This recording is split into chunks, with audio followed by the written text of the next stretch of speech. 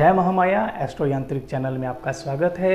हम लोग सरल ज्योतिष के पाठ संख्या 34 में पहुंच चुके हैं और आज हम दिग्बल अर्थात ग्रहों का दिग्बल यानी दिशा बल के बारे में जानेंगे कि कौन सी दिशा किस ग्रहों के लिए निर्धारित है और कौन सी दिशा में कौन सा ग्रह है वो बहुत ही ज़्यादा एक्टिव होता है, वो पावरफुल होता है। हम यहाँ पर यह देखेंगे कि ऐसा तो नहीं कि हमारी कुंडली में या किसी ने कुंडली देखा और वहाँ पर बता दिया कि आपका यह ग्रह सूर्य चंद्र मंगल वह नीच राशि में है तो आपका कार्य नहीं होगा। तो हमें यह भी देखना है कि वह किस दिशा में है, कौन से भाव में बैठा हुआ है, क्या वह दिग्बल तो नहीं। अगर दिग्बल है तो वह फल अपना अवश्य देगा। तो उसी दिग्बल को, उसी दिशा बल को आज हम समझेंगे। तो हम जानते हैं कि लग्न जो होता है हमारा, जो कि सबसे पहले लग्न का उदय होता है, वही पूर्वी क्षितिज होती है। या कह सकते हैं कि पूर्वी क्षितिज पर जो सबसे पहले राशि का उदय होता है वही लग्न होता है। तो दो चीज हैं, एक तो यह कुंडली है, इसमें 12 भाव होते हैं, ठीक है, जहाँ पे हम इसको लगन कहते हैं। और उसके बाद यह भाव निर्धारित है। और दूसरी चीज यह कह सकते हैं कि यह हम इस दिशा में खड़े हैं तो यह ईस्ट हो गया, उसके विपरीत यह वेस्ट हो गया अर्थात पश्चिम हो गया, यह उत्तर हो गया और यह दक्षिण हो गया। यह हम सभी जानते हैं, इसके बाद में कोई भी दोराहा नहीं है, कोई प्रश्न ही नहीं है कि जो हम सामने जहाँ पे भी खड़े होंगे, मतलब मानते हैं कि अगर हम खड़े हैं तो वह पूर्व दिशा में खड़े होते हैं और हमारे पीठ पीछे या पश्चिम और हमारे बाएं हाथ की तरफ उत्तर और दाएं हाथ की तरफ दक्षिण दिशा है। उसी जो पूर्व और पश्चिम उत्तर दक्षिण में जो कि 7 ग्रह के बारे में हम जो बात कर रहे हैं अभी गुण परिचय में, उसमें गुरु और बुध को पूर्व दिशा मिला है। अब यहाँ पे बात आ जाती है कि हमने पूर्व में तो सूर्य निकलता है, सूर्य को क्यों नहीं दी। हम अब जानेंगे कि हमारे जो मोस्टली कि हमारे जो ईश्वर का घर है, हमारा भगवान घर है, पूजा पाठ का घर है, तो हम कौन सी डायरेक्शन में करते हैं, हम पूर्व दिशा में ही अक्सर करते हैं। तो पूर्व दिशा में ज्ञान का सोर्स है, वहाँ पे बुध और गुरु दोनों ही ज्ञान बुद्धि विवेक के सोर्स माने जाते हैं, इनको पूर्व दिशा दिया गया है। उसके बाद जो कि पश्चिम दिशा है उसके बारे में भी जानते हैं, लेकिन अब उत्तर दिशा में जब उत्तर दिशा की बात करेंगे तो हम यहाँ पे देखेंगे कि यहाँ पे चंद्र और शुक्र है। हमने यहाँ पे चंद्र और शुक्र क्यों लिखा? चंद्र और शुक्र हमने पढ़ा है कि वह दोनों ही जल को डिक्टेट करते हैं, जल के बारे में बताते हैं। तो हम यह देखते हैं कि जो अब वास्तु के बारे में जब पढ़ेंगे, वास्तु या आप जानते भी होंगे, तो वास्तु में उत्तर दिशा पानी के सोर्स के लिए काफ़ी अच्छा कहा गया है।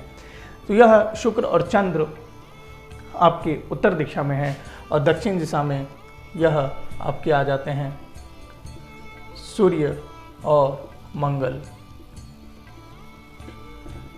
अब सूर्य और मंगल इसलिए क्योंकि इस साइड अग्नि कोण आ जाता है और यह दोनों अग्नि तत्व ग्रह हैं। अब देखते हैं ना, ईशान कोण के बाद पूरा पूरब और दक्षिण साइड में अग्नि कोण आ जाता है। यहाँ पे इलेक्ट्रिसिटी, बिजली, यहाँ पर आपके आग, यह चीज़ देखने को ज़्यादा मिलता है। तो यहाँ पे सूर्य और मंगल इन दोनों को डिनोट करते हैं, इसलिए दक्षिण हाउस है। अब जो शनि बचा वो पश्चिम दिशा में, यानी शनि पश्चिम दिशा का कारक ग्रह है। हमने यह जो चक्र है ईस्ट वेस्ट नॉर्थ साउथ का, इससे हमने यह देख लिया कि किस प्रकार कौन से ग्रह को कौन सी दशा मिली है। इसी भाव को, इसी ग्रह को, इस जो 12 खरी का ये जो खाका है, इस खाका में बिठाना है। हम यह देखेंगे कि कौन सा जो घर है वह किस ग्रह को मिला हुआ है। जब लगन की बात करते हैं तो हम हमेशा पूर्व क्षितिज की बात करते हैं, जब लगन की बात होती है तब यही दिखा हमने जानते हैं, हमने यही पढ़ा है कि पूर्व क्षितिज पर जो राशि का उदय हो वही लग्न कहलाता है। अगर यह लगन है तो यह पूर्व क्षितिज है, अगर यह पूर्व क्षितिज है तो यह कौन सा होगा, उससे बिल्कुल अपोजिट यह पश्चिम। अगर यह पश्चिम है तो यह उत्तर और यह दक्षिण सोर्स हो गया। अब पूर्व दिशा में यहाँ पे किसकी बात हो रही है, गुरु और बुध का। गुरु और बुध, अगर गुरु और बुध पूर्व दिशा में वह नीच के भी हों, अगर वह बलि भी नहीं हो, तो हम यह जानेंगे कि इस पक्ष में वह बलि होते हैं। और दूसरे तरफ यहाँ पे देखते हैं कि पश्चिम में हमने यहाँ पे शनि को लिया है और उत्तर में चंद्र और शुक्र को लिया है। यहाँ पे दोनों होने के बावजूद यह दिग्बली होते हैं, दिशा बली होते हैं, और यहाँ पर दक्षिण दिशा में मंगल और शनि को हम मंगल और सूर्य को कहते हैं। आप मंगल और सूर्य दक्षिण दिशा में 10th हाउस में दिग्बली हो जाते हैं और गुरु और बुध पूर्व दिशा में दिग्बली होते हैं। चंद्रमा अशुक उत्तर दिशा में अर्थात चतुर्थ भाव में या दिग्बली होते हैं और शनि सप्तम भाव में दिग्बली होता है।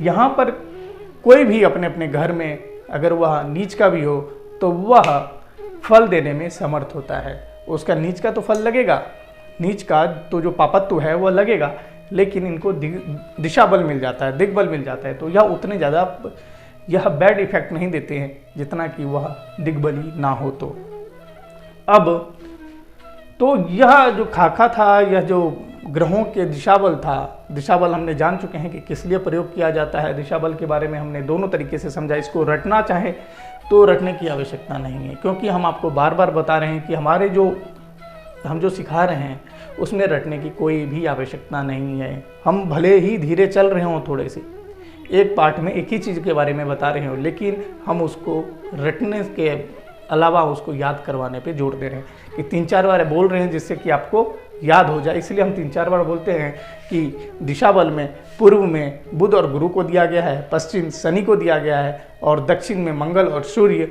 और उत्तर में आपके चंद्रमा और शुक्र है। यह आपको वास्तु में भी प्रयोग होगा, यह आपको दिशा ज्ञात करने में भी बल होगा कि कौन सी दिशा का लिए कार्य क्षेत्र कौन सा अच्छा है, इसमें भी होगा। जब प्रश्न कुंडली करेंगे तभी भी यह पता चलेगा कि यह आकाश है, यह पाताल है, और यह आकाश का संज्ञा दिया गया है। तो इसके बारे में भी जानेंगे। अभी सिर्फ यह जानेंगे कि पूरा पश्चिम उत्तर दक्षिण कौन सी दिशा है। तो आशा करता हूँ कि यह पाठ आपको अच्छे ढंग से समझ आ गया होगा और आप लोग पाठ को क्रमवाइज पढ़ रहे होंगे। और कोई भी सुझाव हो, कोई भी प्रश्न हो, तो आप अनेक माध्यम हैं जिससे भिन्न भिन्न माध्यम के थ्रू मेरे से संपर्क कर सकते हैं, और जो भी मन में डाउट है वो मेरे से पूछ सकते हैं। मेरा कार्य यही है कि आप लोगों तक जो ज्योतिष की गहराई है, ज्योतिष की जो लोगों ने जो भयानक तत्व बना रखा है ज्योतिष को, आप समझ रहे होंगे कि यह क्या ज्योतिष मैं पढ़ा रहा हूँ और जो मार्केट में ज्योतिष चल रहा है वह क्या है, एक्चुअल में क्या ज्योतिष है, वह बताने का मेरा प्रयास है। जो हमारा नाम एस्ट्रो यांत्रिक है, एस्ट्रोलॉजी प्लस यांत्रिक मतलब इंजीनियर, उसमें जो टेक्निकली हम एस्ट्रोलॉजी में क्या है वो आप लोगों तक पहुंचाने का प्रयास कर रहे हैं।